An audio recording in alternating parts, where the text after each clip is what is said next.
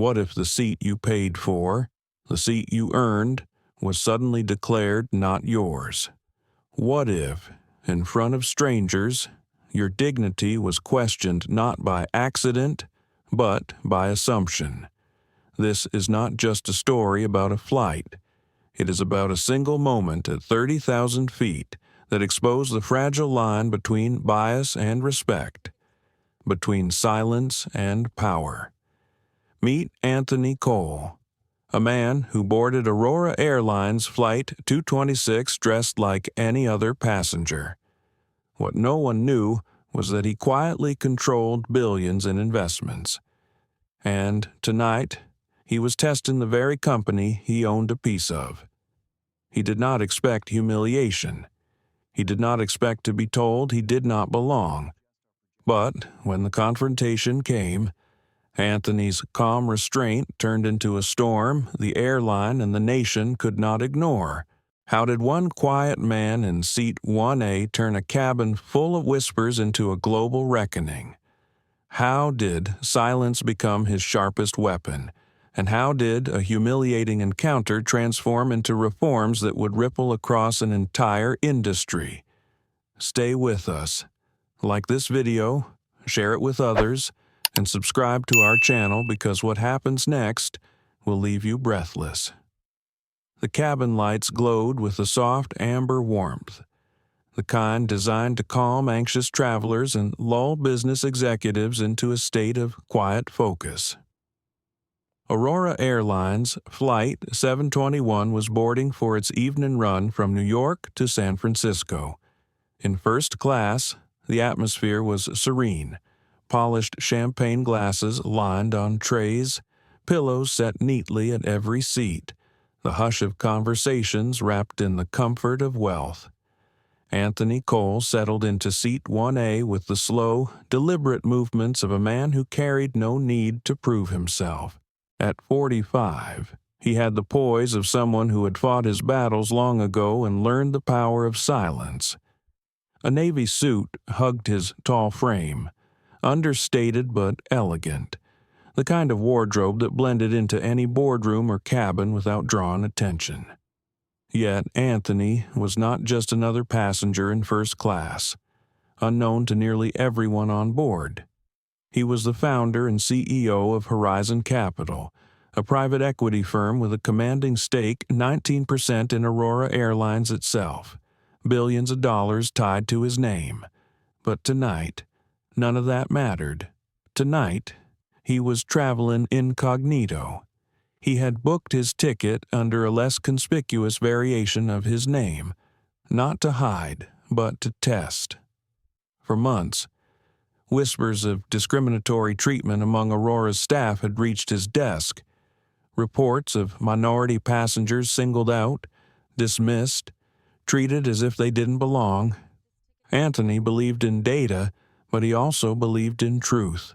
Sometimes. Truth required seeing it unfold with his own eyes. He had boarded quietly, nodded politely to the attendants, and placed his leather briefcase beneath the seat. Now, as boarding continued, he unfolded his newspaper and let his gaze drift. The hum of conversations around him was ordinary. A woman in 2B, murmuring into her phone about childcare arrangements, a young man tapping on his laptop with furrowed brows, an older couple admiring the wine list. For a moment, everything felt normal. Then came the voice, sharp, certain, slicing through the still air. "Sir, this ticket looks suspicious. You need to step out of this seat immediately." The words landed like a slap across the cabin. Heads turned. Silence rippled across the row. Anthony lowered the newspaper slowly. His dark eyes met the source, a flight attendant with a severe bun, pressed uniform, and a certainty in her tone that left no room for dignity. Her name badge read Marissa Quaid. Her arms were crossed, chin lifted as if she had caught an intruder red-handed. Anthony inhaled, steady and controlled. "This is my seat," he said quietly, offering his boarding pass. His voice carried no hostility, only calm insistence. Marissa snatched the ticket, glanced at it without scanning, and shook her head. "We've had problems with counterfeit upgrades lately. You'll need to stand aside until we confirm." The surrounding passengers stiffened. A man in the aisle, tall, blond, exuding corporate self-importance, stepped forward at just the right time. He carried the swagger of someone used to being accommodated. Marissa turned to him with a smile that was absent just seconds before. "Mr. Slate, welcome. This is your seat. We'll handle the mix-up." Anthony caught the man's smirk. Dorian Slate adjusted his cufflinks and muttered under his breath, just loud enough. "Figures." The word hung heavy, a single syllable wrapped in centuries of assumption. Anthony heard it. So did the woman in 2C, who had already begun unlocking her phone. Her name, as her press badge would later reveal, was Amara Vega, a freelance journalist with an instinct sharpened for moments like these. She tapped record before even realizing why her hands moved.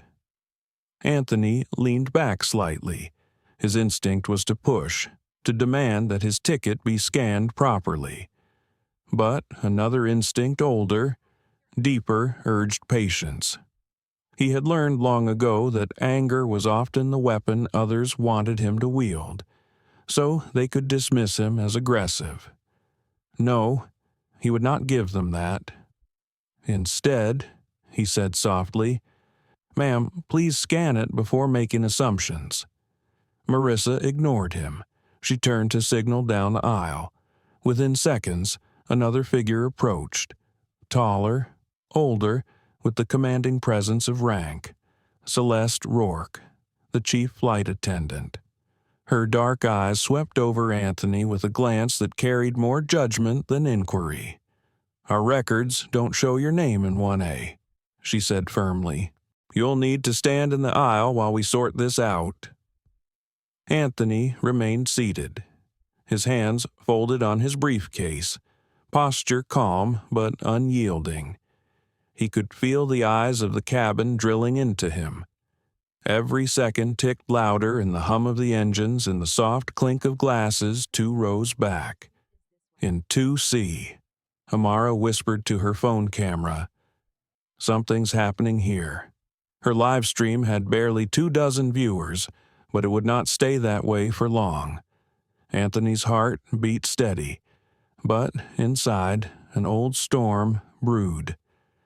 He thought of times as a young man when doors had been closed before he even knocked, of investors who had smiled at his pitch but doubted his worth, of colleagues who mistook silence for weakness. And now, here, in the seat he had paid for with his own money that had built the very airline they worked for, he was once again cast as the outsider. He breathed in, breathed out. Calm was his armor. "Sir," Celeste pressed, her voice firmer now. "If you don't step aside, we'll have to involve ground management." Anthony tilted his head, almost curious. "Ground management," he echoed.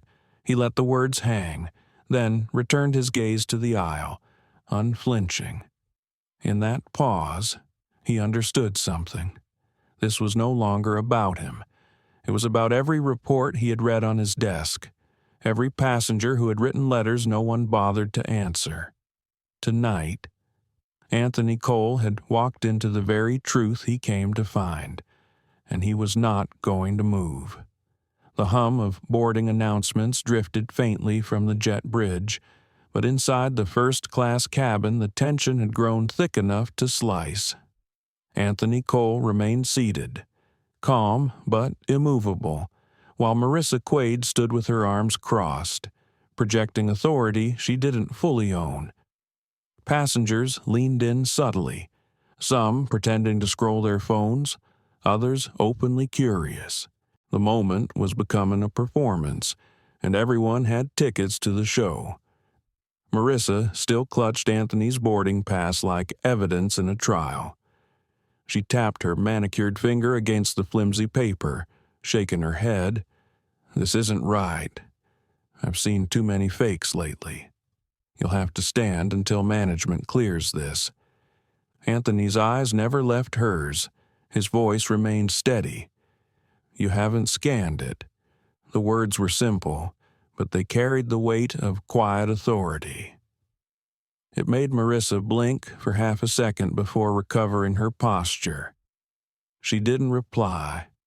Instead, she gestured again to the front, summoning backup. A woman with sharp posture appeared next, gliding down the aisle like she owned it. Her uniform was immaculate, her lipstick perfectly lined, her every step heavy with the certainty of command. Chief Attendant Celeste Rourke. She didn't look at the passengers, she looked only at Anthony, and the look carried judgment before he even opened his mouth. "What's happening here?" "Marissa," she asked, though her tone suggested she had already chosen sides. "This gentleman is occupying seat 1A. Marissa explained briskly, "but his ticket doesn't appear legitimate." Celeste's gaze dropped once to the boarding pass in Marissa's hand. She didn't ask to scan it. She didn't question why the system hadn't been checked. She simply nodded once, as though the case was closed.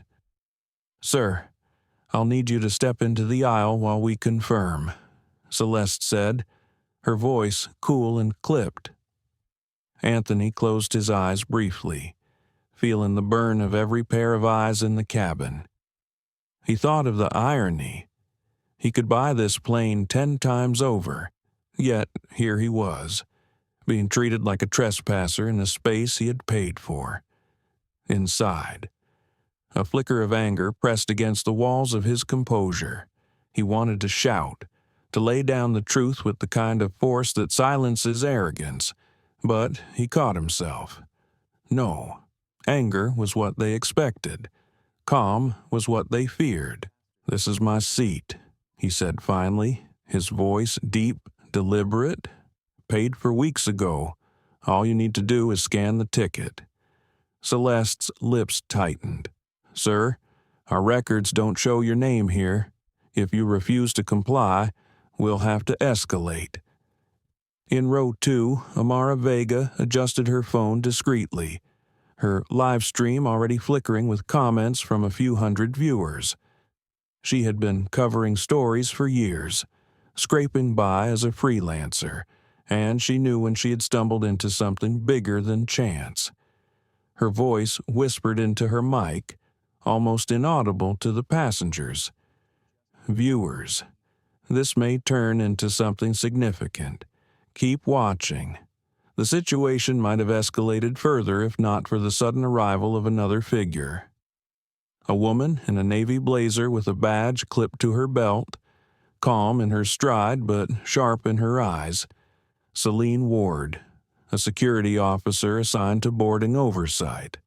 She was tall, composed, with a quiet strength that radiated from her like armor.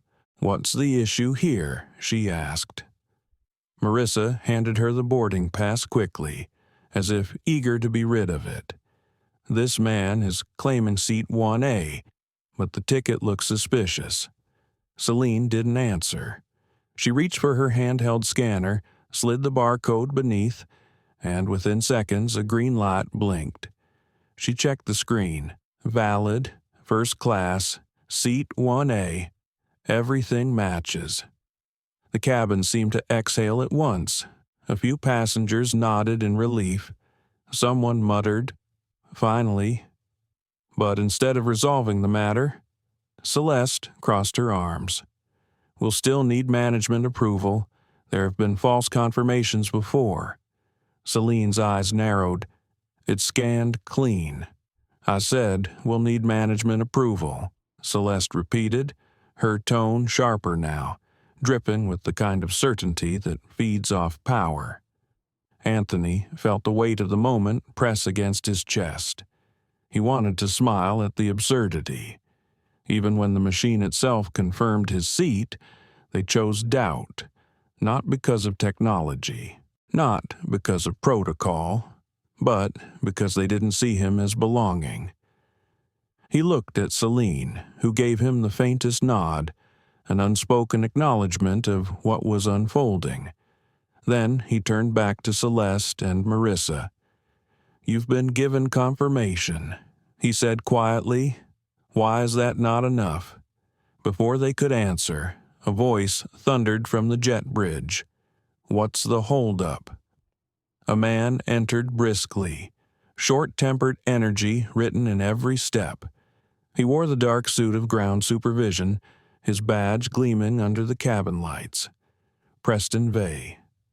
His eyes scanned the room quickly before settling on Anthony like a target. "Sir, what seems to be the issue?" Preston asked, though the annoyance in his voice suggested Anthony was the problem before he even knew the story. Celeste jumped in before Anthony could speak.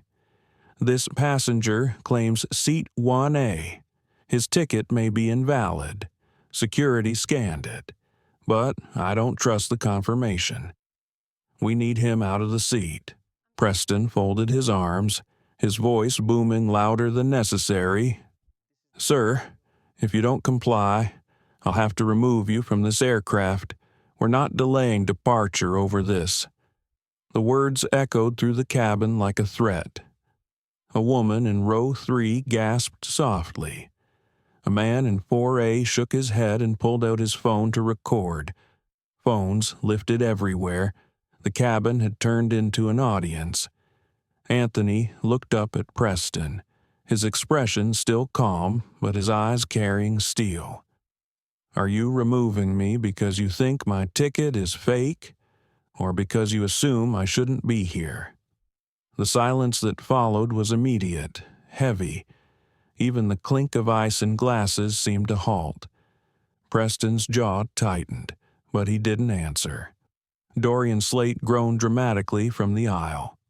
"This is ridiculous," he said loudly, making sure everyone heard. "Some of us have real business to handle in San Francisco." His tone dripped with contempt. Marissa turned to him with a reassuring smile. Her voice honey-sweet. "Don't worry, Mr. Slate. We'll have you taken care of." Anthony caught the exchange, tucked it away silently. He could have spoken then, could have exposed them all in an instant, but something inside urged restraint. Let them keep digging. Let the truth reveal itself not through his defense, but through their arrogance. In row 2, Amara whispered to her growing audience, "Viewers, this is escalating fast. Keep watching." Her comment section was already filling with outrage. Celine Ward stood closer to Anthony, her voice low but firm. "His pass is valid. There's no reason to move him." But Preston brushed her aside with a wave of his hand. "We need to avoid delays. Sir, last chance. Step into the jet bridge or I'll escalate." Anthony's hand rested lightly on his briefcase. Inside, documents that could flip the power dynamic in seconds, but he wasn't ready to reveal them yet, not until they forced him. He looked at Preston evenly, his voice calm, almost quiet. "You should be very certain about the next decision you make." Preston hesitated. For the first time, doubt flickered across his face. But the damage was already done. In row 2, Amara's live stream crossed 3,000 viewers. Clips of Marissa's words, Celeste's defiance, and Dorian's smugness were already circulating on social media. The world outside the cabin was beginning to watch, and Anthony Cole remained in his seat, silent, patient, unshaken. The cabin lights seemed brighter than usual, reflecting off polished trays and untouched glasses of champagne, though no one was drinking now. The air felt heavy, like every breath carried the weight of anticipation.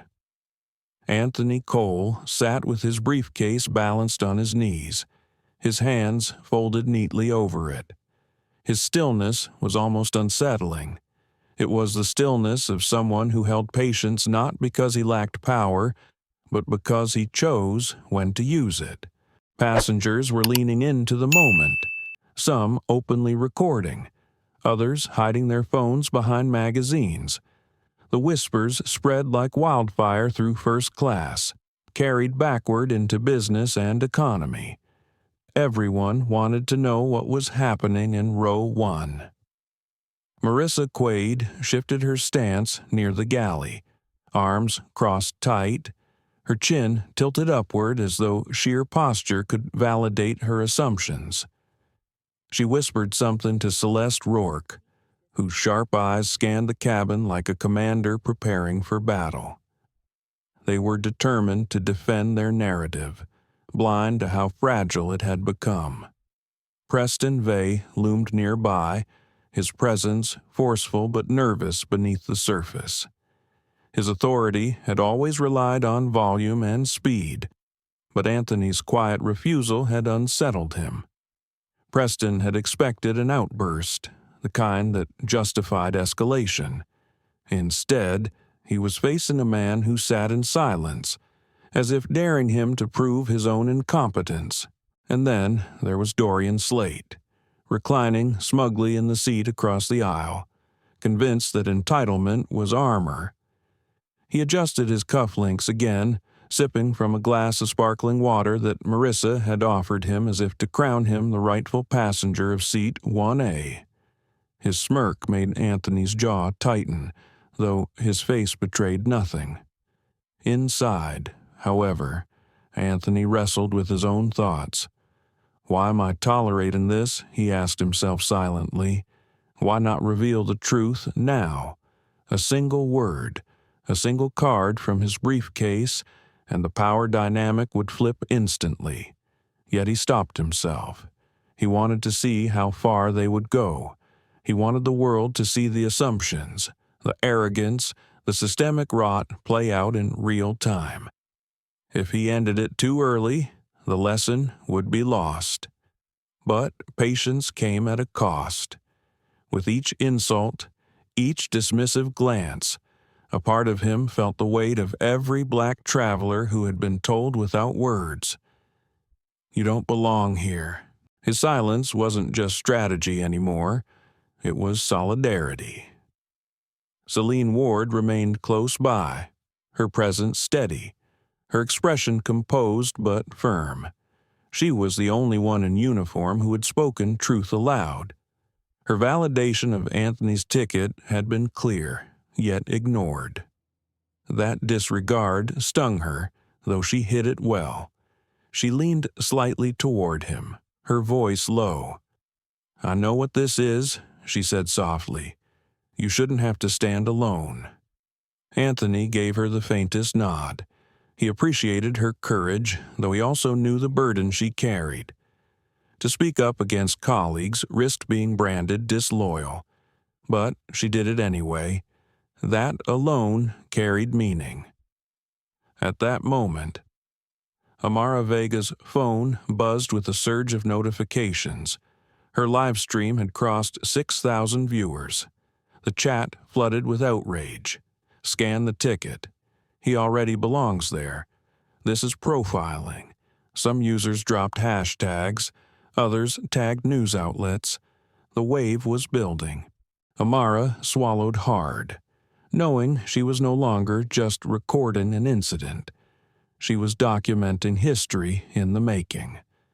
Celeste Rourke stepped closer to Anthony, lowering her voice but ensuring nearby passengers could still hear. "Listen, sir, first class is reserved for premium clients. If you insist on making this complicated, you'll only embarrass yourself further." The words landed like stones. A man in row 3 muttered, "Unbelievable." A woman further back shook her head. Anthony sat still, but inside the pressure was mounting. His thoughts pushed against restraint. Premium clients. That's what she said. as if the cost of the seat wasn't enough, as if the proof in his hand wasn't enough, as if his very presence was the problem. For a moment, Anthony considered standing, raising his voice, letting every ounce of anger pour out. But then he thought of his father, a man who had taught him that dignity outlives rage. His father's words echoed in his memory. Never let them see you lose your center.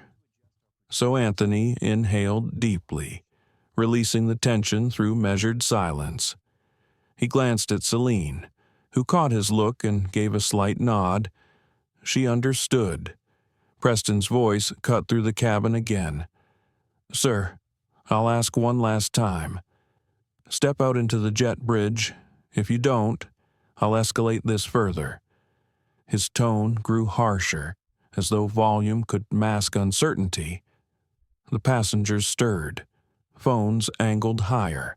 Whispers turned into quiet exclamations.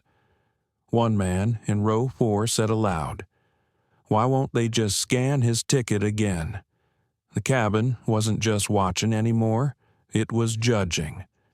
Anthony leaned forward slightly, his voice steady but firm. "You should be absolutely certain about the reason you're removing me. Is it because my ticket is invalid, or because you've decided I don't belong?" The silence afterward was deafening. Preston froze. Celeste's jaw clenched. Marissa avoided eye contact, and Dorian chuckled under his breath, muttering, "Figures." That single word carried across the cabin. Passengers heard it, phones captured it, and within seconds, Amara's livestream viewers had clipped it, posting the remark on social media. The video spread instantly, hashtags multiplying by the minute. Celine's patience cracked. She stepped forward, her voice firm. "This is wrong. His ticket is valid. The system confirmed it. You're targeting him without reason." But Preston ignored her. His focus remained on Anthony, though his confidence faltered. Sweat formed near his temple. He knew the optics were dangerous, but his pride wouldn't let him back down. "Sir, I won't repeat myself again." Anthony studied him in silence. Every instinct told him to end it here, to open the briefcase and reveal the truth. But something deeper whispered otherwise. Not yet.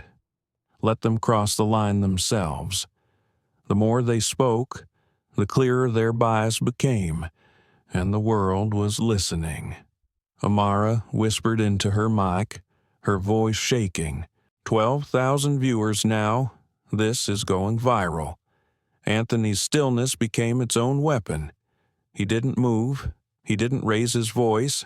His silence was louder than their threats. The pilot's voice broke over the intercom. "Cabin crew, secure the doors. We need to push back." The urgency carried weight, but the cabin wasn't secured. Instead, Preston barked at Celeste, frustration rising. "We can't hold the flight. Get him off this plane now." Gasps filled the air. A woman in 2B whispered, "They can't do that." A man in 3C leaned forward, muttering, "They're about to make the biggest mistake of their careers." Anthony finally rose from his seat. The cabin collectively held its breath. But instead of storming out, he stood tall, his briefcase in hand, and moved just enough into the aisle to make his presence undeniable. His eyes locked on Preston. "Be careful," he said evenly. "What you do next, you can't undo." Preston hesitated. Words caught in his throat. The moment stretched unbearably long. Amara's live stream soared past 20,000 viewers. Her comments section exploded. "Fire them. Sue them. Stay strong." Anthony didn't raise his voice. He didn't need to. His calm was a storm waiting to break. And, for the first time, Preston Vey looked unsure of his own authority. The pressure inside Aurora Flight 228 had reached its peak, and the entire world was beginning to watch. The cabin felt suspended in time, caught between routine and rupture. The passengers could sense it. Something extraordinary was about to happen. Every whisper, every shifting glance, every lifted phone became part of the silent chorus echoing through Aurora Flight 228. Anthony Cole stood calmly in the aisle, his briefcase steady in his grip, his expression unreadable. He radiated composure, but beneath the surface, his thoughts churned with fire. This was not the first time he had been underestimated. Not the first time he had been asked to prove his right to exist in spaces he had already earned. But this was different. This was public, relentless, and now magnified by thousands of eyes watching through Amara Vega's live stream. Marissa Quaid fidgeted, but she tried to mask it with stiff posture. She avoided looking at Anthony, knowing her earlier words had been captured. Celeste Rourke, however, stood firm, arms crossed, her authority etched into every line of her face. For her, backing down now would mean humiliation. Preston Vay's jaw tightened as he stepped closer, trying to force control back into his grasp. "Sir," he said, his voice louder than before, "you are obstructing this flight. Step out into the jet bridge immediately, or I will have you removed." The words rang sharp, but they did not land the way Preston expected. Instead of obedience, he was met with silence. Anthony did not move. His eyes bore into Preston's, steady and deliberate. That silence unsettled Preston more than any outburst could have. Inside Anthony's mind, a war raged. Part of him wanted to end this farce now, to open the briefcase and reveal who he was, to force them to confront the reality of their arrogance. Yet another part whispered caution. Let them walk themselves deeper into their own pit. Let the world see exactly how fragile their judgment was. He thought of his father again, of lessons carved into memory. Power is not in the noise you make. It is in the silence you keep until the moment is right. From her seat in row 2, Amara's voice trembled as she whispered to her viewers. 28,000 watching now. The tension here is unbearable. He hasn't raised his voice once, but the crew just keeps pressing. You can feel this breaking apart. Celine Ward moved subtly, placing herself a step closer to Anthony, her presence like a shield. "His ticket is valid," she said firmly, her voice cutting through the cabin. "We've confirmed it. Twice. Removing him would be baseless." Preston turned sharply toward her. "Officer Ward, this is not your call. Stand down." Celine's eyes narrowed, but she said nothing more. Still, her silence carried defiance, and Preston knew it. He hated losing control. Anthony turned slowly toward Celeste and Marissa, his tone quiet but piercing. "You've had confirmation from your own system, yet you refuse to accept it. What exactly are you basing your judgment on?" The question lingered in the air, echoing louder than Preston's threats. A few passengers exchanged knowing looks. Some shook their heads. One woman whispered under her breath, "We all know why." Phones captured everything, and Amara's audience swelled past 35,000. Dorian Slate, still lounging in 1A as though it were his birthright, rolled his eyes dramatically. "Can we stop entertaining this nonsense? I need to be in San Francisco by tonight. This man is holding us all up." The dismissive tone sliced through Anthony's patience. For a fleeting moment, he felt the heat rise in his chest, the raw urge to confront Dorian directly. But again, he restrained himself. Anger would let them win. Restraint would expose them. He closed his eyes briefly, breathing through the storm. The pilot's voice crackled over the intercom. "Cabin crew, status update. We need this aircraft secured." Celeste lifted her earpiece, her voice crisp. "Captain, we have a non-compliant passenger, resolution pending." Gasps rippled through the cabin. The passengers knew the truth. Anthony was not non-compliant. He was being profiled, targeted, humiliated in real time. The unfairness settled like lead in the air, and yet the crew pressed on. Anthony opened his eyes, his calm gaze sweeping the cabin. He could feel every lens on him, every whispered thought pressing against the silence. He straightened his tie with slow precision before speaking. "You call me non-compliant," he said, his voice steady and resonant. "But all I've asked is for you to honor the ticket I purchased. That's not non-compliance. That's insisting on dignity." The words rippled outward, drawing nods from several passengers. A man in row 3 spoke up, his voice low but audible. "He's right. Just scan it again. This isn't complicated." But Preston ignored him, his pride too entangled to allow retreat. He stepped closer, his voice sharp. "Sir, you are escalating this situation. If you don't comply right now, I will call security to remove you physically." At that moment, Amara's livestream surged past 40,000 viewers. The chat exploded with outrage. "Do not move. We see the truth. This is profiling. Aurora Airlines. What are you doing?" The comments scrolled faster than she could read. Celine's composure cracked. She took a step forward, her voice low but urgent. "Preston, listen to yourself. He's done nothing wrong. You're about to create a disaster." Preston turned on her. "Enough. This is above your pay grade." The dismissiveness burned through Celine, but Anthony lifted a hand subtly, signaling her to stop. He wouldn't let her put herself at greater risk. This was his battle to finish.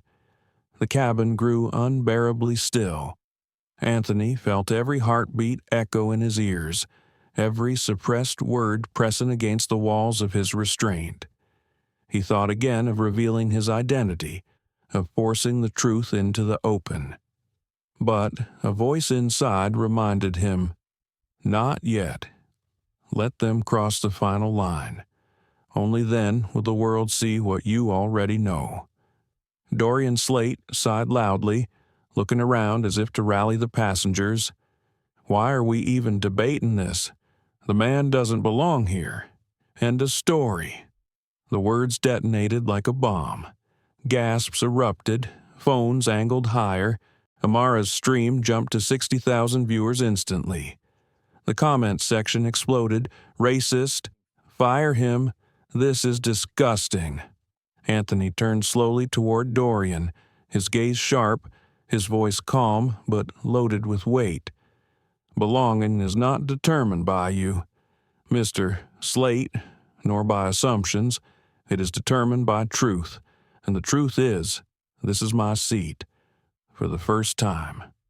Dorian faltered. His smirk slipped, his eyes darting briefly away.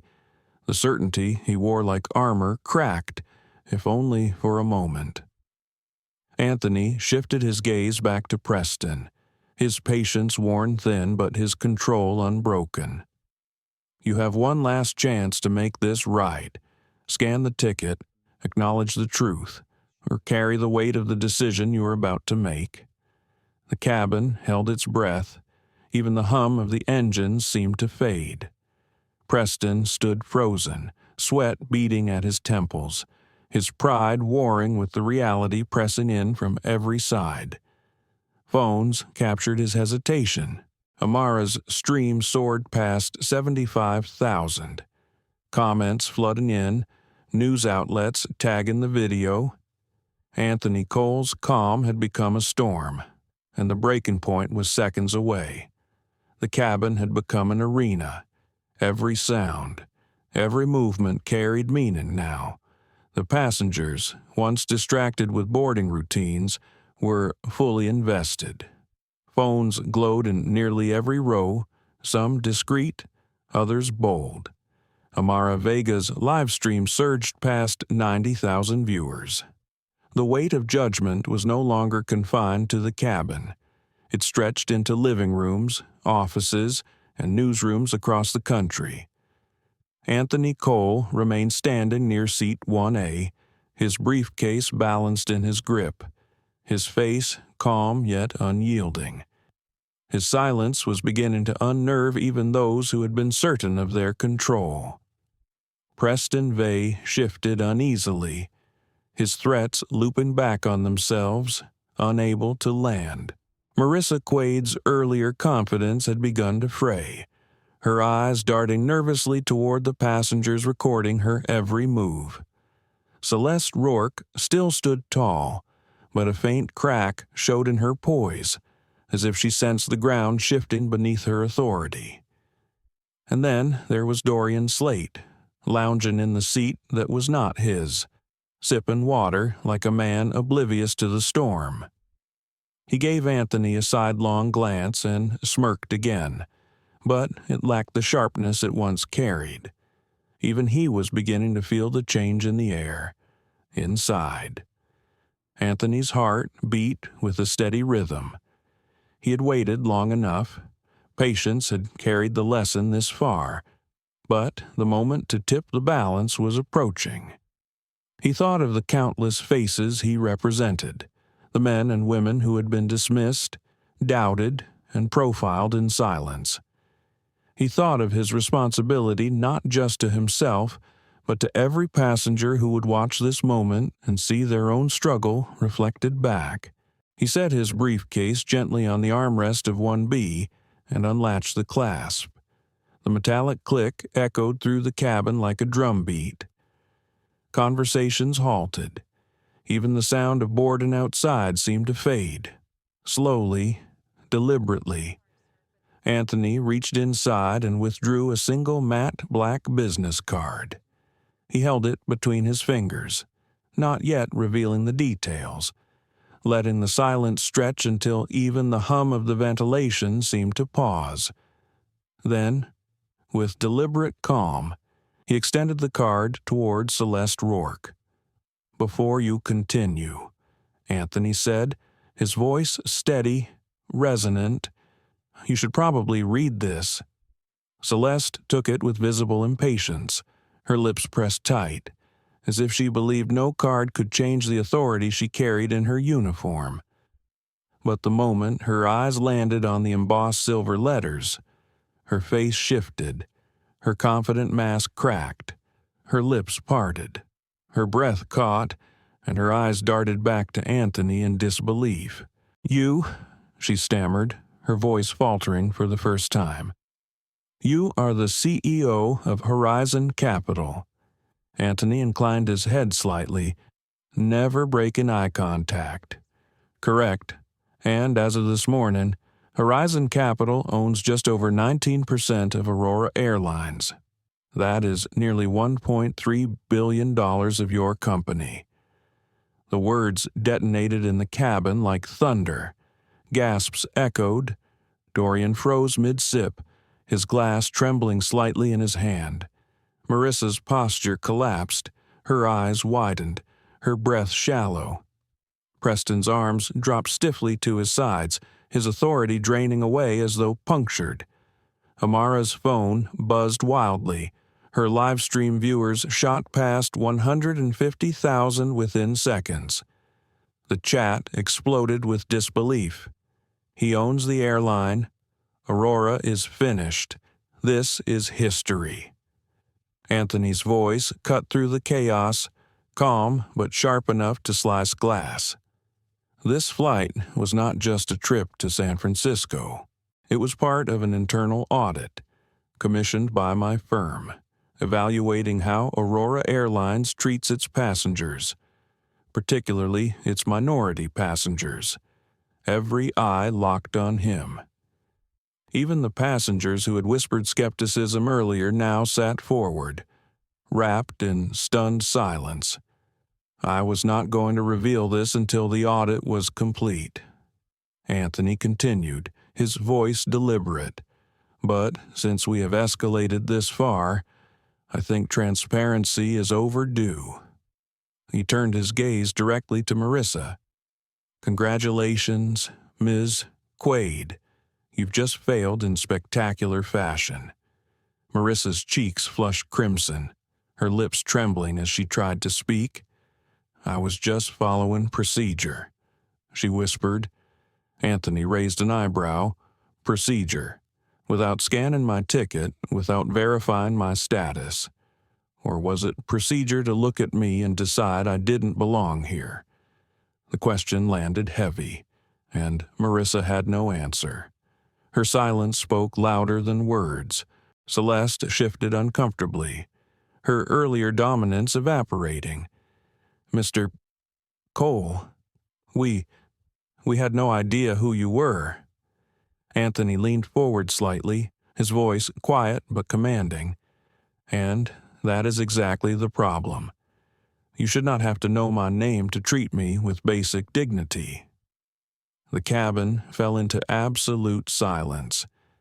Even Dorian Slate looked away, his arrogance shattered.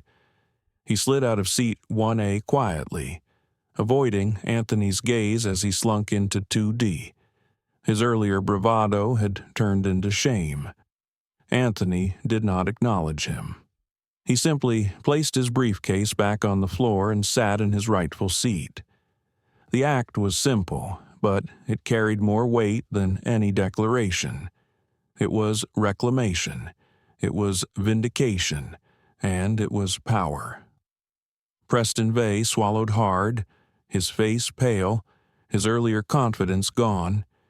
He reached for his phone with trembling fingers, muttering into the receiver as he called headquarters. Yes. Cole. Horizon Capital. On the plane now. Yes, it's live. His voice cracked, betraying his panic. Amara zoomed in, her voice hushed but breathless. Viewers, you're watching history. Anthony Cole just turned this flight upside down. This is bigger than I imagined. We are at 170,000 live. Celine Ward allowed herself the faintest smile, relief softening her features. She had known from the moment she scanned the ticket that Anthony belonged here. Now, the truth was undeniable, and justice had begun to catch up. Anthony leaned back in his seat, exhaling slowly, but he was not done. He glanced at Preston, his voice calm but cutting. In the last 15 minutes, Aurora's market value has dropped nearly $2 billion. Do you understand what that means for your leadership team? Preston's hand shook as he ended the call, his face drained of color. He nodded faintly, unable to form words. Anthony folded his hands, his expression neutral. Then I suggest you call your CEO right now. The passengers erupted in hushed whispers, some clapping quietly, others simply shaking their heads in disbelief. The phones kept recording, capturing every second. Amara's live stream soared past 200,000 viewers. News outlets began embedding her feed in real time. The tide had shifted. The humiliation once aimed at Anthony now reflected back on those who had misjudged him, and the world was watching every frame. The first-class cabin was silent except for the faint hum of engines waiting at idle.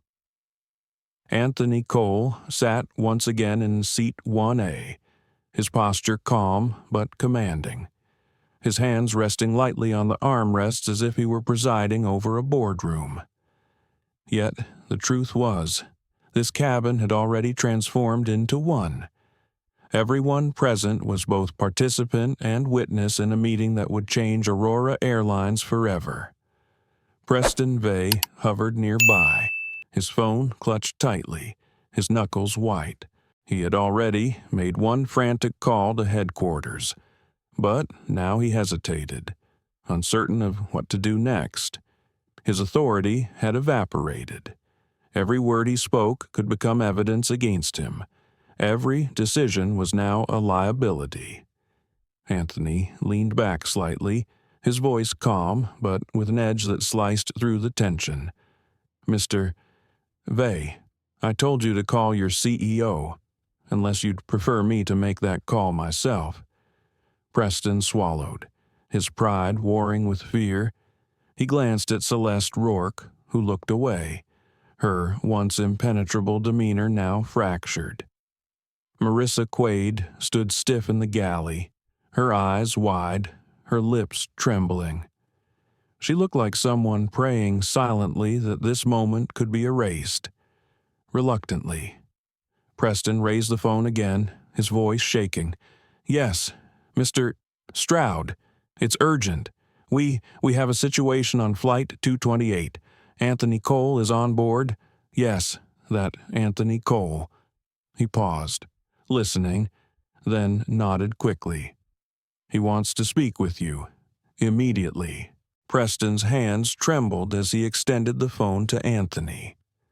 The passengers leaned forward, their phones held higher, capturing what was about to unfold. Amara Vega whispered into her stream, her voice electric. "Viewers, we're at 220,000. He's about to speak with Aurora's CEO live, right here in this cabin." Anthony accepted the phone with deliberate calm, pressing it to his ear. His voice was low, steady, but every syllable carried authority. "Julian, this is Anthony Cole." A pause stretched across the line, and even though only Anthony could hear, the weight of the silence was felt by everyone watching. "I imagine you've already been briefed," Anthony continued. "Your staff has profiled me, humiliated me in front of a cabin full of passengers, and ignored every confirmation of my valid ticket. All of it is live streaming right now to hundreds of thousands of viewers across the country."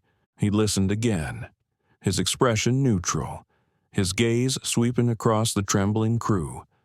Then his tone sharpened. "Yes, I know what this means for your brand. The stock price is plummeting as we speak, but this is no longer just about damage control. This is about systemic accountability." Anthony paused for effect, ensuring every passenger in earshot could feel the weight of his words. "Here is what is going to happen. Effective immediately. The staff involved will be suspended pending investigation. Your management team will issue a public apology before this plane lands, and within 72 hours, Aurora Airlines will announce a comprehensive anti-bias reform program that I will personally help oversee." The cabin erupted in whispers. Marissa's knees nearly buckled. Celeste clenched her fists, her face drained of color. Preston looked as though the ground beneath him had vanished. Anthony's tone grew colder, though still measured. "Failure to comply will result in Horizon Capital reconsidering its position as your largest shareholder. And I assure you, Julian, I have more than enough influence to dismantle your leadership team before the next quarterly meeting." The passengers gasped softly. Even Dorian Slate, who had earlier lounged with smug certainty, now looked pale, his arrogance stripped away. Anthony lowered the phone briefly, his eyes sweeping across the crew, his voice carried through the cabin, deliberate and unwavering. "Understand this clearly. This is no longer about me. This is about every passenger who has been dismissed, disrespected, and made to feel they did not belong. Tonight, Aurora Airlines answers for them too." He returned the phone to his ear, listening to the frantic voice on the other side. Then he nodded once. "Good. Then we have an understanding." He handed the phone back to Preston, whose hands shook as he accepted it, his voice barely audible. "Yes, sir. I'll handle it." Anthony leaned back into his seat, exhaling slowly. The power dynamic had shifted completely. He no longer needed to demand respect. It was given freely now, born of fear, recognition, and the undeniable weight of truth. Celine Ward stood nearby, her eyes steady on Anthony. She gave a small nod, her respect clear.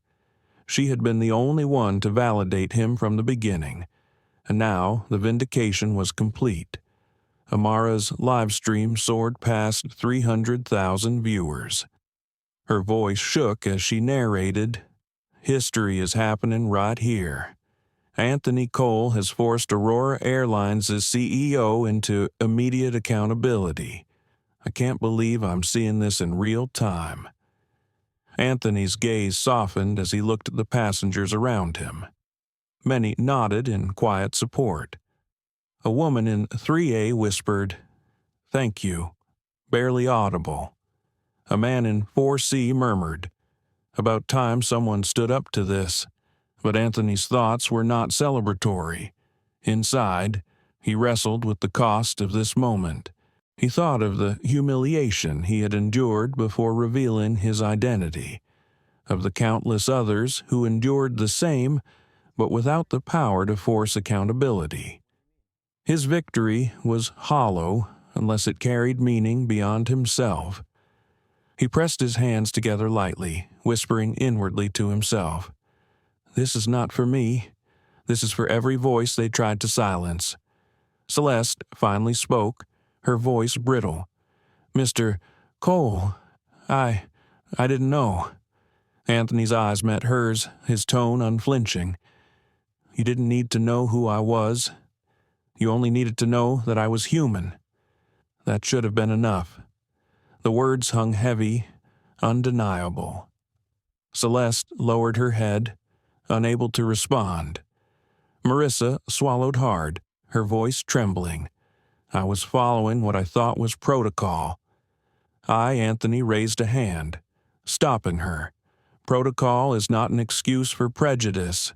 You looked at me and decided I didn't belong. That is not protocol, that is bias." Tears welled in her eyes, but she said nothing more. Preston avoided Anthony's gaze altogether, speaking into the phone in a hushed tone, likely receiving further instructions from headquarters.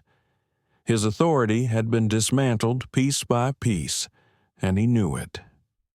Anthony leaned back, closing his eyes briefly. He could feel the cabin settling again, though the atmosphere remained charged. The storm was not over. The aftermath was only beginning. Amara ended her live stream momentarily, her hands trembling as she saved the video. She knew it would define her career. She had never expected to stumble into history on a random flight, but now she was the primary witness to a moment that would ripple far beyond the cabin walls. Celine Ward stepped closer, her voice quiet, meant only for Anthony. "That was extraordinary. You didn't just defend yourself. You set the standard for all of us." Anthony opened his eyes, his voice low but resolute. "This isn't about setting a standard.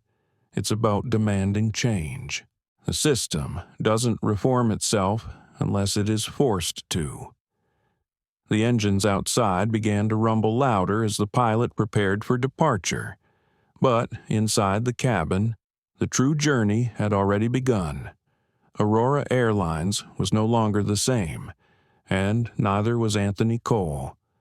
The ultimatum had been delivered, and the world was listening. The engines roared to life beneath the cabin floor, but inside first class the air was still heavy with the aftershock of revelation. Anthony Cole remained in seat 1A, composed, but there was a gravity around him now. He had shifted the entire atmosphere of the plane, and everyone knew it. Passengers leaned back, whispering in urgent tones, their phones still lifted, recording every second. The live stream had crossed 400,000 viewers before Amara Vega ended her first segment. Now, she sat trembling in a row 2, uploading clips that would ricochet across platforms faster than any editor could keep up. She knew, deep in her bones, that this was the story of her life. Preston Vey lingered in the aisle, pale and silent, his phone clutched like a lifeline. Every so often he nodded faintly, listening to instructions from headquarters. His bravado had dissolved. Celeste Rourke stood rigid near the galley, her arms crossed tightly as if to hold herself together. Marissa Quaid leaned against the bulkhead, staring at the carpet, her lips pressed into a thin line. The certainty that once defined their movements had been replaced with fear. Anthony shifted slightly, resting his hands on the armrests, his gaze steady on the cabin door. He thought of how easily this could have ended differently. How quickly bias could snowball into humiliation if left unchecked. He reminded himself again why he had chosen patience over fury. This was bigger than him. This was about creating a mirror so the world could see itself clearly. The intercom chimed. The pilot's voice came on, tense but professional. "Ladies and gentlemen, we apologize for the delay. We will be departing shortly. Thank you for your patience." The words sounded routine, but everyone in the cabin knew this was anything but routine. Amara's phone vibrated violently as notifications poured in. Major outlets were already picking up her feed. Hashtags trended at breakneck speed. Seat 1A. Anthony Cole. Aurora Bias. Within minutes, the story had leapt from a single plane to the digital bloodstream of the nation. Anthony glanced at her briefly. He caught her wide eyes, her trembling hands, and gave her a faint nod. It steadied her. She nodded back, realizing he understood the weight she carried, too. Dorian Slate sat quietly now, no longer smirking. He kept his gaze fixed on the window, his earlier arrogance withering in the face of exposure. He knew his words had been captured, replayed, dissected. Already, the world outside would know him not as a powerful businessman, but as the man who said the word that carried centuries of disdain. Inside. Anthony wrestled with emotions he could not show. Relief flickered at the edges of his mind, but so did exhaustion. Every act of restraint came at a cost. He felt the heaviness of responsibility pressing against his ribs. He had spoken for countless others, but at the same time, he carried the loneliness of being one man forced into the role of symbol. Celine Ward, still close by, studied him with quiet admiration. She had never seen someone stand so firmly without raising a hand or raising a voice. When she leaned closer, her words were soft but certain. "You've changed everything tonight." Do you realize that Anthony gave a small smile that did not quite reach his eyes? Not yet. Change doesn't happen in a cabin. It happens in what comes after. As the plane finally began to taxi, the cabin tilted slightly with the motion. The shift broke some of the tension, but it did not erase it. Passengers settled in, fastening belts, yet their eyes remained fixed on Anthony, the man who had just turned a private humiliation into a public reckoning. Preston's phone rang again. He answered quickly, his voice hushed, his tone desperate. "Yes, sir." He's calm. "Yes, the press is everywhere already." Understood. When he hung up, he didn't dare look at Anthony. Instead, he whispered something to Celeste, who nodded grimly. Anthony noticed. Of course, he always noticed. He leaned slightly toward Celine. They're scrambling, trying to contain the fire. Celine's lips curved faintly. Too late for that. The fire's already out of their hands. Minutes later, Amara's phone buzzed again. Her eyes widened as she read the notification. She looked around, then leaned toward Anthony, her voice low. CNN just linked to my feed. So did the Times. You're everywhere. Anthony inhaled deeply, steadying himself. Good. Then let them see the truth. The takeoff roll began, engines thundering as the plane surged forward. The pressure pinned everyone back into their seats. Yet the true weight in the cabin was not the acceleration but the knowledge that history was unfolding midair. As the plane leveled into climb, Celeste finally spoke, her voice low but audible. "Mr. Cole, I deeply regret what happened." Anthony turned his head slowly, his expression calm but unflinching. Regret is not accountability. Words are not action. She flinched at the response. Silence followed, heavy and raw. Marissa finally broke down. Her voice cracked as she whispered, "I didn't mean to. I didn't mean for it to go this far." Anthony studied her carefully, then shook his head. Intent is not the same as impact. You cannot erase harm by saying you didn't mean it. You must own what you did. Tears welled in her eyes, and she looked away, her hands trembling. The passengers absorbed every word, their faces reflecting the same mix of anger, disbelief, and reluctant admiration. This was not just a confrontation anymore. It was a lesson, a mirror reflecting back the ugliness of bias and the necessity of accountability. Celine's voice broke the silence again, quiet but sure. The world needed to see this. Anthony. It needed to see what dignity under fire looks like. Anthony gave her a small nod but said nothing. He stared out the window at the streak of stars against the dark sky. Inside, he felt the weight of what was unfolding. He knew this moment would not end when the wheels touched down in San Francisco. It would follow him into boardrooms, newsrooms, and government halls. The story had already left the cabin. Now it was entering the bloodstream of a nation.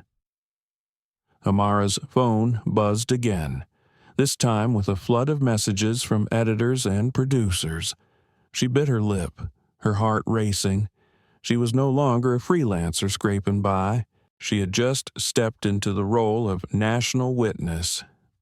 In row 3, a businessman muttered to himself, "This is going to change everything." He was right. Anthony Cole closed his eyes briefly, centering himself. He thought again of his father's words, of the generations who had endured far worse without cameras, without streams, without leverage. He whispered inwardly, "This is for them. Every second of this is for them." As the seatbelt light flicked off and passengers adjusted, Anthony knew the fallout had only just begun. The cabin was no longer just a cabin. It was the epicenter of a storm that would stretch across the skies and into the heart of America. The glow of city lights far below could not compete with the blaze igniting across the nation. Aurora Airlines Flight 226 was just an aircraft hurtling through the night sky, but inside it carried the epicenter of a storm shaking boardrooms, newsrooms, and living rooms alike. Anthony Cole remained in 1A, calm, still, hands folded lightly in his lap. Yet he knew that outside the fuselage, his name was moving faster than the plane itself. Celine Ward stood nearby, arms crossed in quiet vigilance, her presence a steady anchor amid the turbulence of reputation and power. Amara Vega stared at her phone, barely able to keep up with the cascade of notifications. Her live stream had exploded past 1 million views in under an hour. Cable networks replayed clips every 5 minutes, each segment dissected by anchors and analysts on social media. Anthony's quiet words about dignity, accountability, and belonging were being quoted, remixed, and amplified with a ferocity she had never experienced before. Passengers whispered among themselves, trading updates from texts and calls trickling through the plane's Wi-Fi. A young college student gasped aloud as she read a headline. "It's on every major outlet. Look, even the BBC picked it up. The ripple effect was undeniable." Preston Vey, the ground supervisor who had once threatened to remove Anthony, now sat stiffly in an empty seat near the front.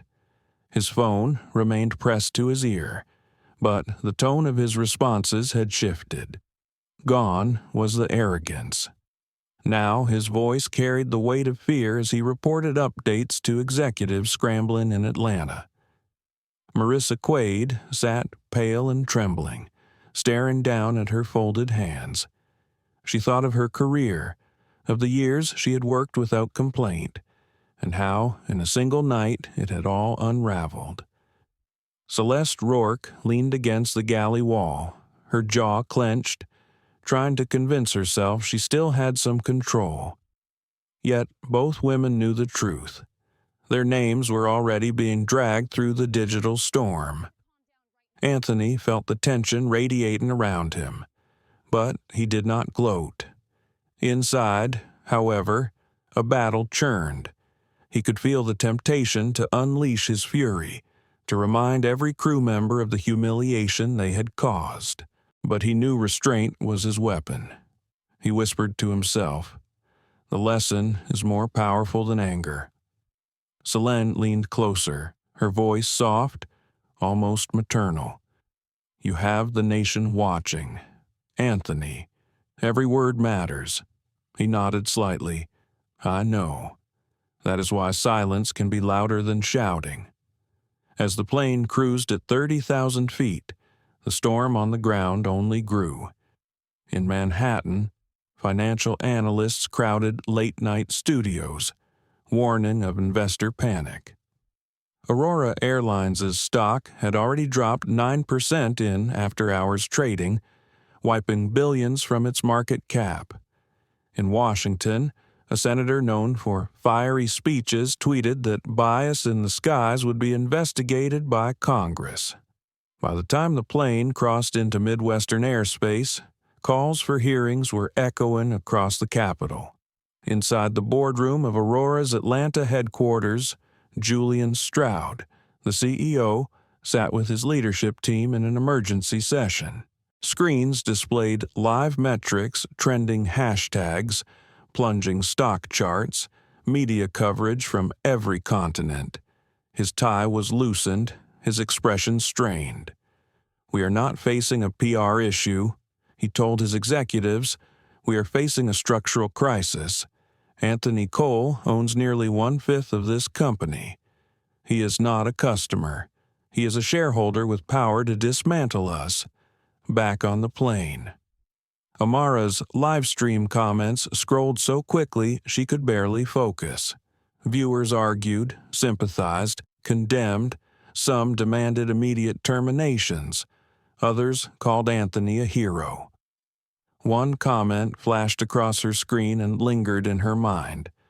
"This isn't just about first class. This is about every place we've ever been told we don't belong." She looked at Anthony again. His eyes were closed briefly, his breathing calm, but she could sense the weight pressing on him.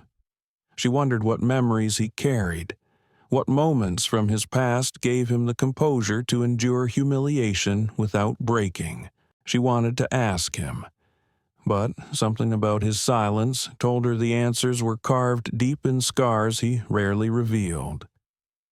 Dorian Slate shifted in his seat, guilt finally breaking through his arrogance.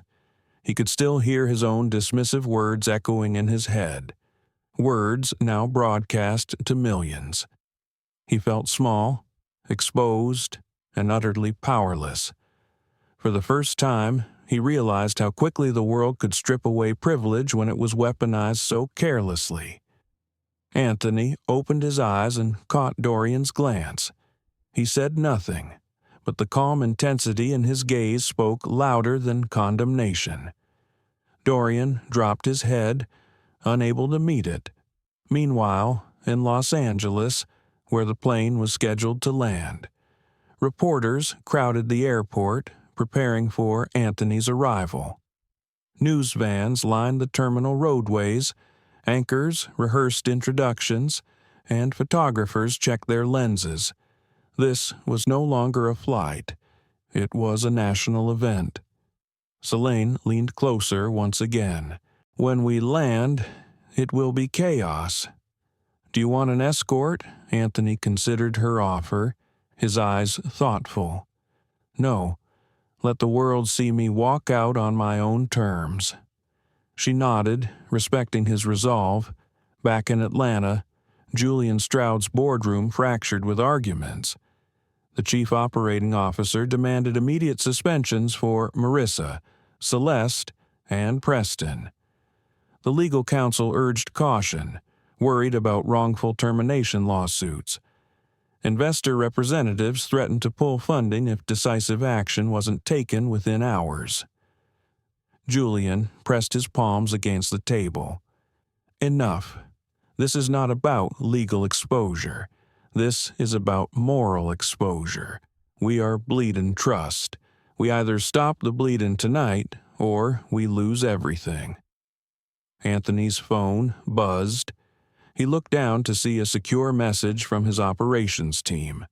They were monitoring live sentiment, tracking every headline, every market fluctuation. The note was simple. "You hold the leverage, decide the terms." He exhaled slowly, staring out the window at the vast stretch of sky. He felt the dual pull of burden and opportunity. Inside, his father's voice whispered from memory, "Son, when the world tells you you don't belong, your response must prove them wrong not with anger, but with presence." The words steadied him. He knew what had to be done. Amara noticed his subtle shift, the way his posture straightened, the way his jaw set. She sensed he was no longer just enduring the moment. He was preparing to shape it. As the plane sliced through the night, turbulence shook the cabin briefly. Passengers tightened their seatbelts, but the true turbulence was in the world below. Headlines spread across screens. Aurora Airlines, bias scandal explodes. Anthony Cole demands accountability. Congressional leaders call for hearings for Marissa and Celeste. Each headline felt like another stone dropped into their stomachs. They whispered to each other in fragments, voices tight with dread. Marissa finally whispered, "Do you think we'll survive this?" Celeste shook her head slowly. "Not unless he shows mercy." Anthony heard them, though he did not respond. He knew mercy was possible, but mercy required truth. They had not yet faced their truth. The hours stretched on, but the storm outside did not relent. The plane's destination was Los Angeles, but the nation knew the real landing would take place in history books.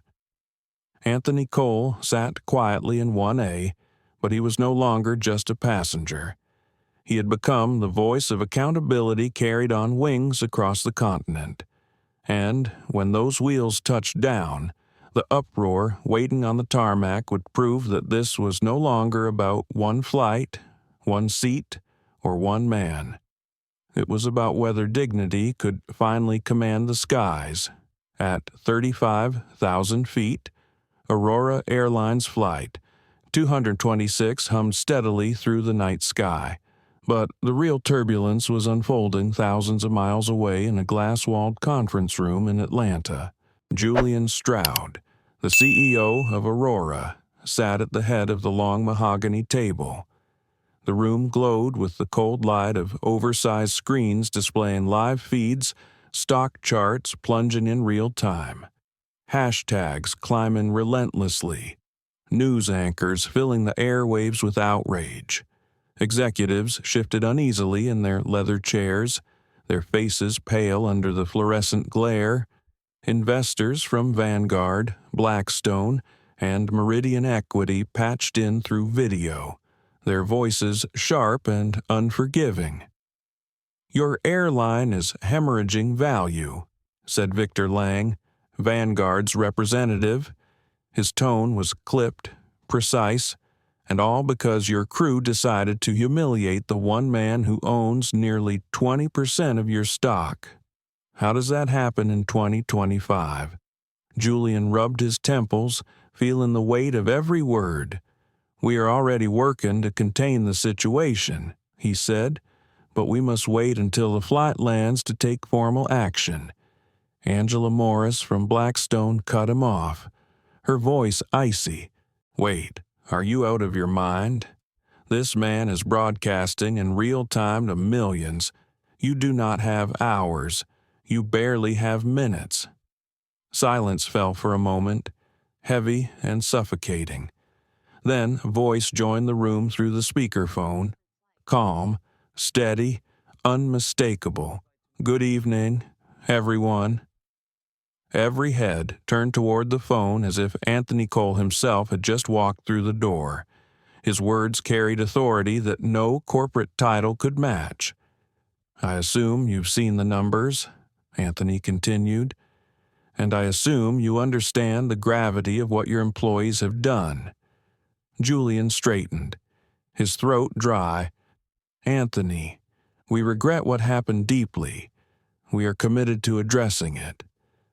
Anthony's tone sharpened slightly, though still controlled. "Regret is not commitment. Regret is fear after exposure. Commitment is what you do before exposure.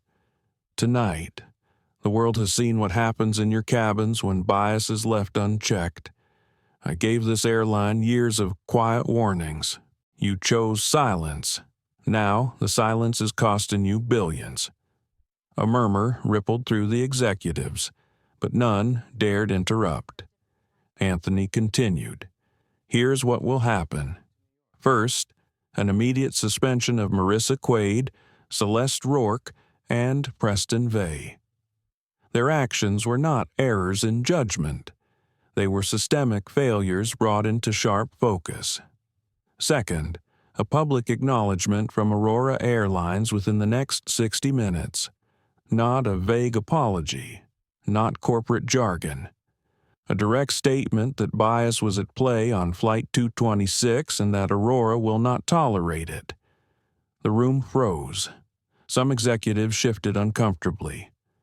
The legal counsel, a bespectacled man with a clipped British accent, finally spoke. "Anthony, if we make such a statement, we expose ourselves to liability. We could face lawsuits from every angle." Anthony did not miss a beat. "You're already facing something worse than lawsuits. You're facing the erosion of trust. And trust, unlike money, is far harder to win back once lost." The investors on the screen nodded, their faces grim but approving. Victor Lang leaned forward toward his camera. "I agree with Mr. Cole. If Aurora does not act decisively tonight, Vanguard will reevaluate our entire stake." Angela Morris added, "And so will Blackstone. Markets do not forgive cowardice." Julian's pulse hammered in his temples. He glanced at his executives, seeing only fear. He knew the decision was no longer his alone. Anthony had shifted the balance of power entirely. Anthony's voice came again, measured but sharp. "Third, I want the Hale Accord approved tonight. $150 million invested into 3 pillars, 50-hour anti-bias training for every Aurora employee. AI-driven monitoring to flag discriminatory behavior in real time, and a scholarship fund for underrepresented students pursuing careers in aviation. No excuses, no delays. The vote happens now. Gasps broke across the table. Maria Chen, the COO, sputtered. That is unprecedented. We cannot approve a package of that scale without months of review. Anthony's reply cut through like glass. Then you will watch as I and every institutional investor aligned with me withdraw our holdings at market open. That will be billions gone before sunrise. Review that if you wish. The silence was absolute.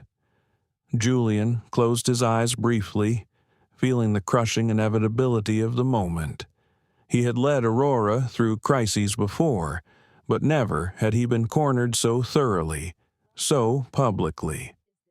When he opened his eyes, every investor on the screens stared back at him with the same unspoken message. Do it. Anthony pressed further. I am not asking for survival. I am asking for transformation. If Aurora wants to survive this century, it must prove tonight that it has the courage to confront itself. Otherwise, your company's finished. The boardroom seemed to tilt, as though the plane's turbulence had reached them on the ground. Julian swallowed hard and finally spoke. All in favor of approving the Hale Accord. Raise your hands, one by one. Hands lifted around the table. Linda Reynolds, the CFO, raised hers first, her face grim but resolute. Maria Chen hesitated, then followed. One after another, the executives yielded until the decision was unanimous. Julian exhaled sharply, then leaned toward the microphone. Anthony, the board has approved your terms. The Hale Accord will be announced within the hour. For a long moment, there was only silence on the line. Then Anthony's voice returned, calm but weighted with finality. Good. Then tonight, Aurora begins again. The connection clicked off. The executives slumped in their chairs, some with relief, others with dread. Julian sat motionless, knowing his legacy had just been rewritten by a man sitting thousands of feet above the ground. Back on Flight 226, Anthony ended the call and slipped his phone into his jacket. Around him, the cabin was hushed, passengers sensing the gravity of what had just transpired. Amara Vega whispered into her mic, "You just heard it here. History unfolding live. Aurora Airlines has agreed to sweeping reforms under pressure from Anthony Cole." Her live stream count soared past 2 million. Across the world, phones buzzed with breaking alerts. Aurora Airlines bows to investor demands, approves Hale Accord. Marissa Quaid buried her face in her hands, trembling. Celeste Rourke stared straight ahead, her mind numb. Preston Vey sat frozen, his career evaporating in real time. Anthony leaned back in his seat, finally allowing himself a slow exhale. He did not smile. He did not gloat. His thoughts stretched far beyond the cabin. He knew the decision in Atlanta was only the beginning. Real change would be measured not in statements, but in actions, in how the next passenger was treated, in how the next flight attendant responded when confronted with bias. Celine Ward watched him quietly, a flicker of admiration in her eyes. "You just changed the course of an airline," she said softly. Anthony shook his head. "No, I just reminded them what accountability looks like." And as the plane cut silently through the night sky, the world below shifted with it, carrying the weight of a new beginning. By the time Aurora Airlines Flight 226 crossed into California airspace, the world beneath was no longer the same. The story had become a storm racing ahead of the plane, a storm no one could contain. In living rooms across the country, families huddled around glowing screens. On cable news, anchors replayed clips of Anthony Cole's quiet authority, his calm words dissected like scripture. Bias is not just immoral, it is costly. One anchor quoted, his tone reverent. The phrase began flashing across tickers, reposted, retweeted, etched into headlines. In New York, Wall Street traders worked phones frantically, fielding calls from institutional investors demanding clarity. Aurora's stock continued its freefall in after-hours trading, dropping another 4 points before the market closed. Commentators debated whether the company could survive the week without hemorrhaging capital. On Capitol Hill, a late-night committee was already drafting language for hearings. One senator declared in a televised interview, "What happened on Flight 226 is not an isolated incident. It is the tip of a dangerous iceberg. We will investigate airline bias at the federal level." His words sent shockwaves through the industry. Back inside the plane, Anthony Cole sat in 1A, his posture still calm but his mind burning with quiet reflection. He knew what awaited on the ground cameras, microphones, a sea of reporters desperate for a statement. He had played this chess match long enough to know the next move belonged to him. Yet, beneath his calm exterior, a deeper struggle brewed. He thought of his father's lessons, the weight of history, the cost of restraint. Was he ready to become not just a man who demanded dignity, but a symbol forced to carry the expectations of millions? Celine Ward stood a few feet away, watching him silently. She saw the storm behind his stillness. She had worn that mask before herself, holding composure when the world tried to erase her worth. She whispered quietly, "You don't have to be everything for everyone. Anthony, just standing your ground is enough." Anthony looked up at her, his eyes steady, but silence will not end it. This moment is no longer mine to carry alone. It belongs to everyone who has ever been told they don't belong. I cannot shrink now. Amara Vega's phone buzzed violently. Her live stream had crossed 3 million viewers. Editors from major networks bombarded her with requests. CNN wanted her in their studio by morning. The New York Times asked for an exclusive op-ed. She glanced at Anthony, realizing she was riding the crest of a wave she had never imagined. Yet she also felt a pang of guilt.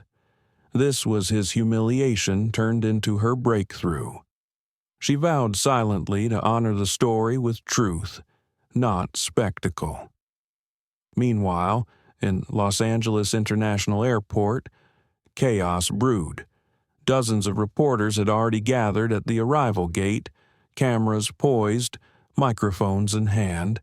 Police officers were stationed near the jet bridge, bracing for the crowd.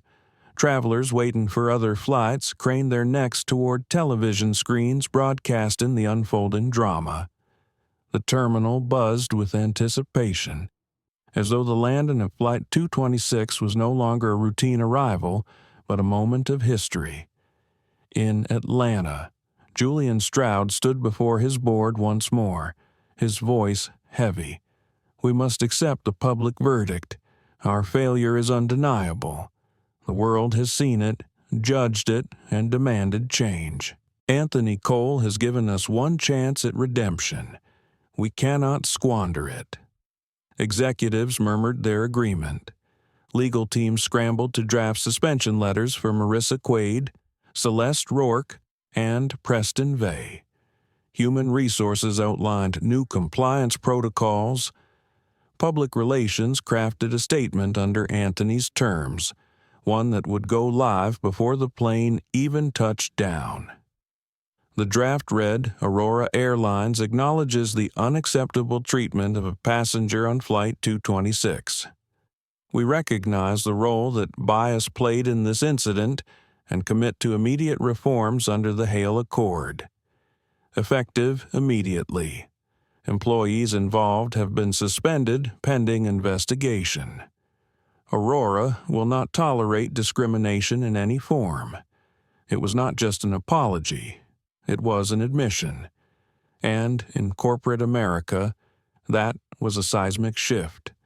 Back on the plane.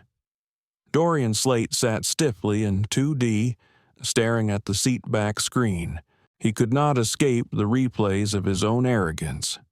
Now, viral on every platform. He felt the sharp sting of shame. His career, his reputation, his carefully polished image were unraveling with every passing minute. He thought of his wife, his children, the way they would look at him when this video reached them. The thought hollowed him out. For the first time in years, Dorian Slate felt truly powerless.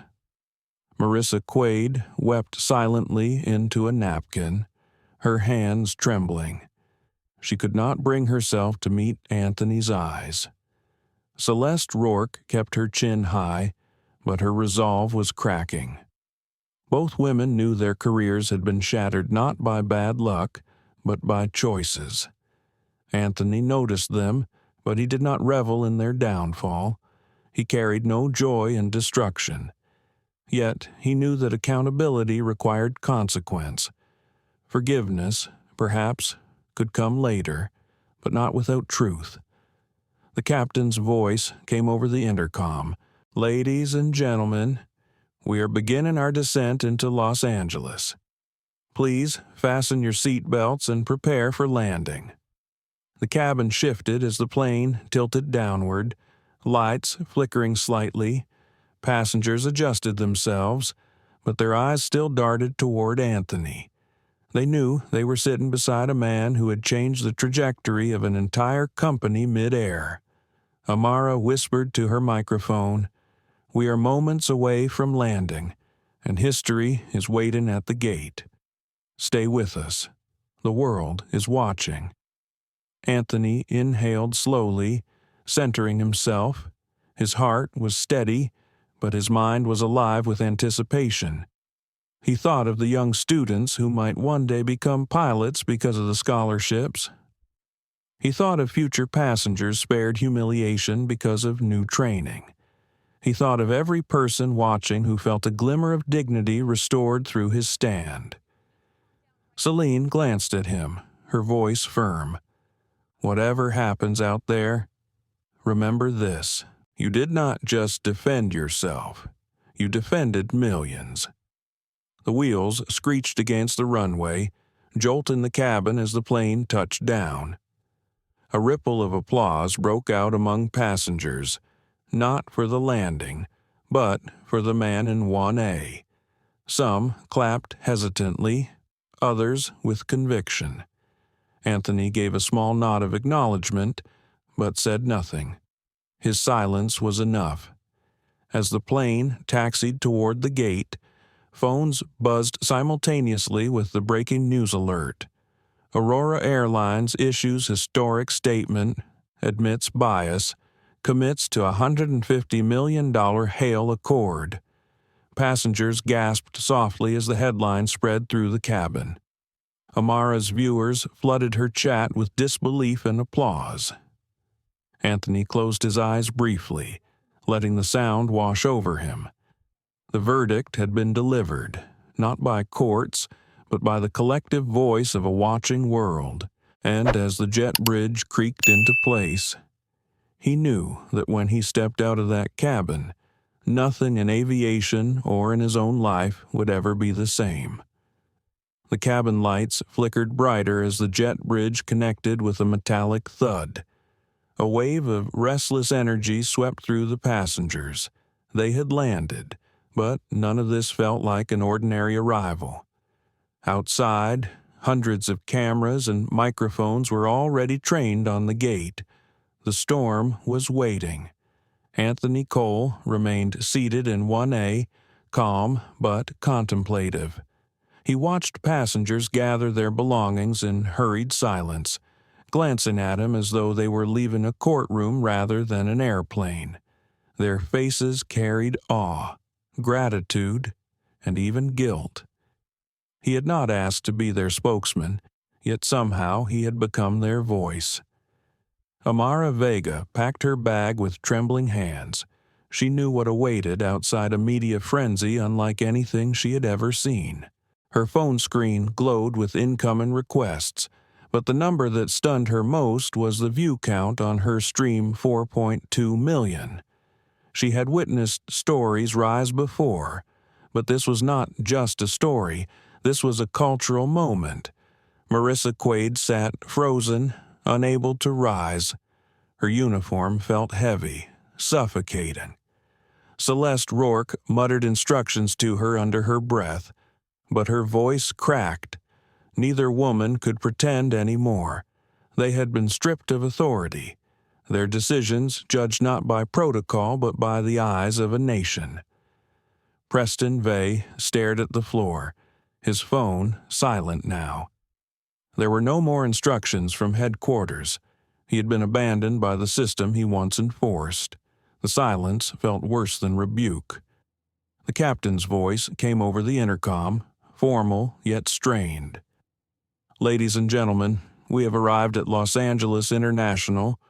On behalf of Aurora Airlines, we thank you for your patience and cooperation." The words landed with a hollow echo, meaningless in the face of what had transpired. Celine Ward, still standing at her post near the door, leaned toward Anthony. "You're about to walk into chaos. The terminal is full. Do you want me to clear a path?" Anthony shook his head gently. "No. Let them see. Let them know this walk cannot be hidden." When the seatbelt sign chimed off, passengers rose in hushed reverence. Some avoided eye contact, ashamed of their silence earlier. Others leaned forward to whisper thanks. A woman from row 3 touched Anthony's shoulder lightly. "You gave me courage I didn't know I had," she said before stepping away. Anthony stood slowly, adjusting his jacket, his presence steady. He picked up his briefcase, but it was not luggage anymore. It was a symbol, carried with the composure of a man who knew he was stepping into history. Amara followed close behind, her camera raised discreetly.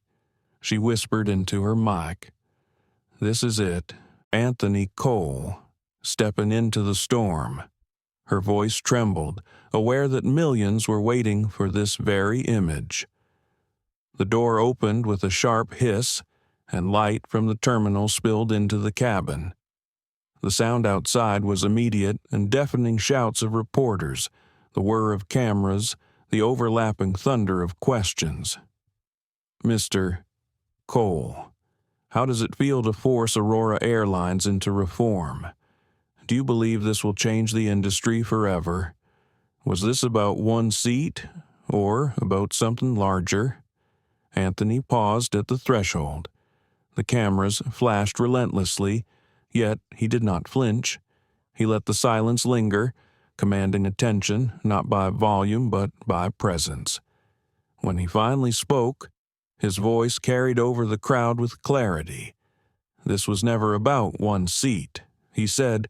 It was about dignity, about the right of every person to be seen, to be respected, to belong. Tonight was not my victory. Tonight was a reminder that silence allows bias to thrive, and I will not be silent. The terminal erupted with more questions, but Anthony raised his hand slightly, calming the storm. He stepped forward, each stride deliberate. Reporters surged, microphones outstretched, flashes bursting like lightning. Selena flanked him closely, scanning the crowd with protective eyes. Yet Anthony moved as though no one could touch him. Behind him, passengers filed out quietly, many shielding their faces from cameras. Dorian Slate lowered his head, trying to disappear into anonymity. but the world had already seen him, and his shame clung like a shadow. Marissa and Celeste followed later, their faces pale, reporters hurling questions that cut like knives. Do you regret your actions? Did you target him because of race? They had no answers. Their silence became its own confession. Preston trailed behind, shoulders hunched. No microphone reached for him. His authority had evaporated. He was a ghost in a suit, forgotten before the ink on his suspension letter was dry. Anthony reached the center of the terminal where television cameras broadcast live to millions. He stopped, turning slowly to face the sea of lenses. For a moment, the noise quieted, anticipation tightened in the air. He placed his briefcase at his side and spoke again, his voice carrying a steady rhythm. Bias is not an isolated mistake. It is a system, and systems do not change with apologies. They change with accountability, with action, with courage. Tonight, Aurora Airlines has taken a first step, but this is not the end. This is the beginning, and I promise you I will not stop until every passenger, every worker, every voice is treated with dignity. The crowd erupted. Applause from bystanders mixed with the rapid-fire clicks of cameras. Reporters shouted for follow-ups, but Anthony lifted his chin slightly, signaling he had said what needed to be said. He turned and began walking again, his silence louder than their questions. Amara lowered her camera for a moment, overcome by emotion. She whispered into her stream, "You just heard it. History. Anthony Cole has turned a single moment of injustice into a movement." Celine leaned closer as they pushed through the crowd. "You realize this will follow you now? Don't you? Every step, every word, every silence. You've become the symbol they needed." Anthony's gaze remained forward, his voice calm. "Then I will carry it, because someone must." As he exited into the cool night air outside the terminal, the flashing lights of news vans painted the scene in blue and white. Protesters were already gathering, holding hastily made signs, "Dignity in the skies, seat 1A for all." No more silence. Their chants rose into the night, echoing into the city. Anthony paused briefly, looking at the faces illuminated by their own conviction. He felt the weight of history pressing against his chest. Yet he stood taller beneath it. This was no longer just his story. It was theirs. And as he stepped into the waiting car, the world still shouting his name, Anthony Cole knew the storm had only just begun. Weeks passed, but the echoes of Flight 226 never faded. The video of Anthony Cole sitting calmly in seat 1A while the world around him unraveled became one of the most replayed clips of the decade. It was shown in classrooms, corporate trainings, congressional hearings, and even church gatherings. His words, "You didn't need to know who I was. You only needed to know that I was human," were etched into the conscience of a nation. Aurora Airlines rolled out the Hail Accord with unprecedented speed. Within days, training modules were sent to every employee, covering bias recognition, cultural sensitivity, and crisis accountability. Within months, the airline's cabins were equipped with AI monitoring tools designed to flag discriminatory practices in real time. And within a year, the first scholarships from the fund were awarded to students from underrepresented communities pursuing aviation careers. The reforms rippled beyond Aurora. Other airlines, under pressure from lawmakers and public opinion, announced similar programs. The FAA introduced new standards on passenger rights, embedding dignity into regulation as firmly as safety. What began as humiliation in one cabin reshaped an entire industry. For Anthony, the transformation was not just external. He had become a reluctant symbol. Every speech he gave was broadcast widely. Every board meeting he attended was scrutinized. Every silence was analyzed for meaning. At first, he resisted the role. He wanted to be a businessman, not a movement, but over time, he accepted that fate had chosen him as much as he had chosen restraint on that night. Celine Ward was promoted within airport security, tasked with leading a new division focused on fairness and enforcement. She often recalled her quiet decision to validate Anthony's ticket when others dismissed him. That single act of integrity had altered the course of her life. Amara Vega became a household name. Her live stream was hailed as one of the most important pieces of citizen journalism in modern history.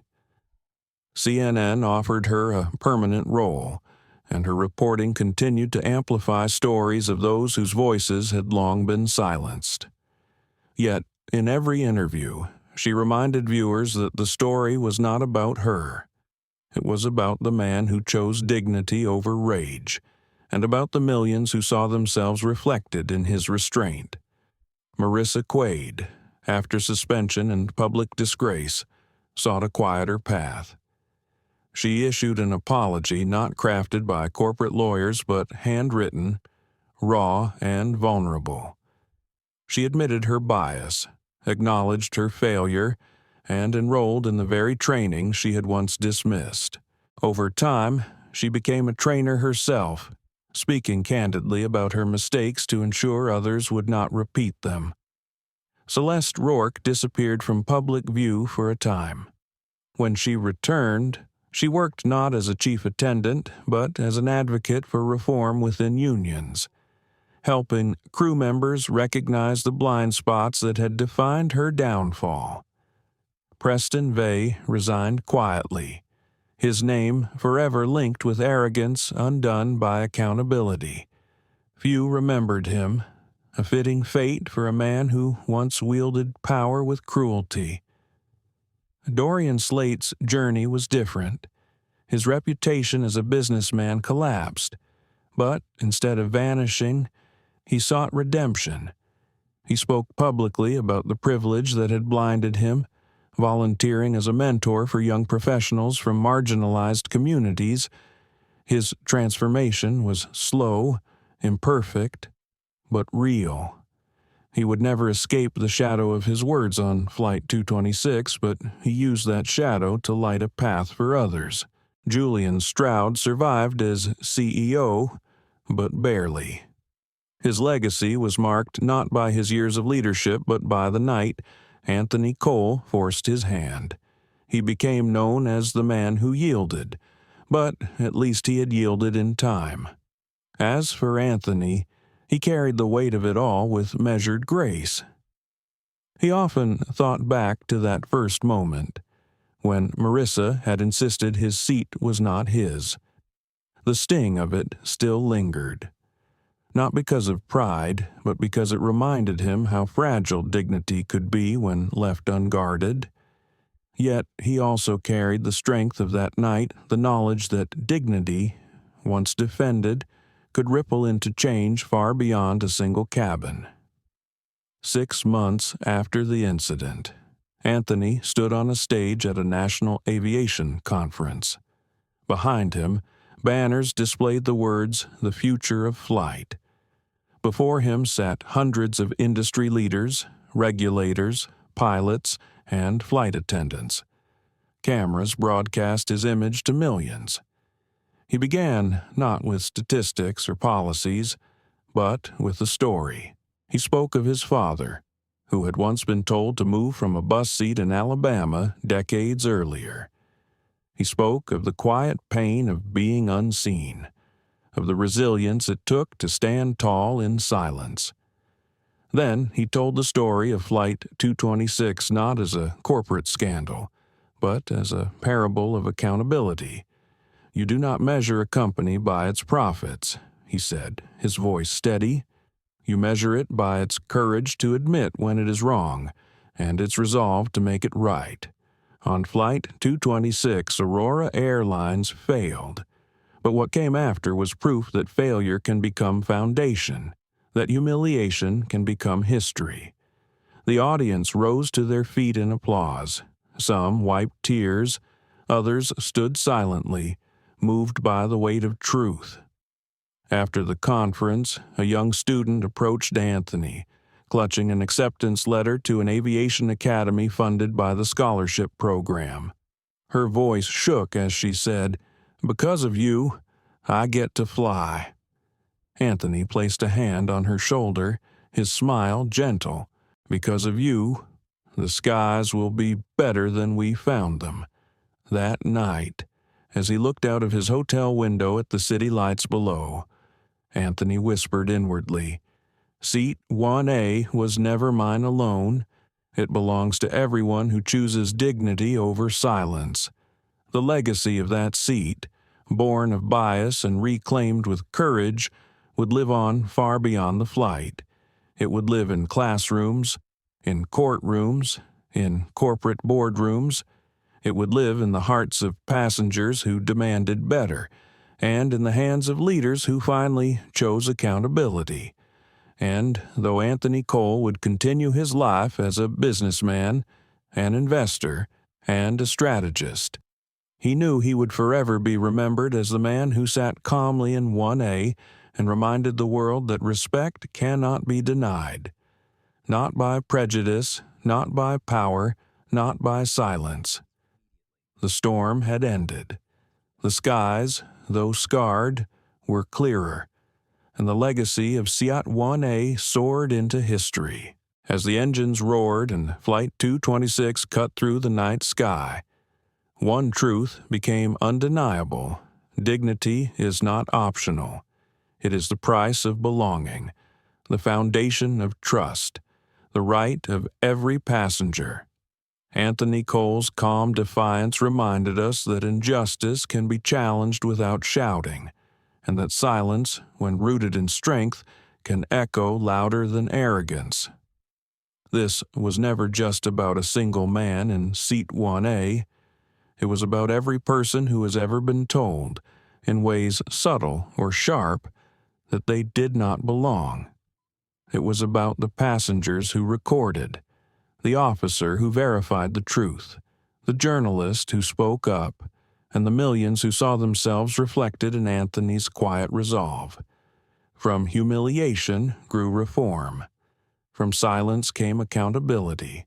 And from one flight, a movement took off that will shape the skies and society for years to come. But this story is not over. Prejudice still flies, bias still boards, and the fight for dignity continues. If you believe in justice, in respect, and in stories that reveal the truth, then please like this video, share it with others, and subscribe to our channel. Together, we'll keep these stories alive.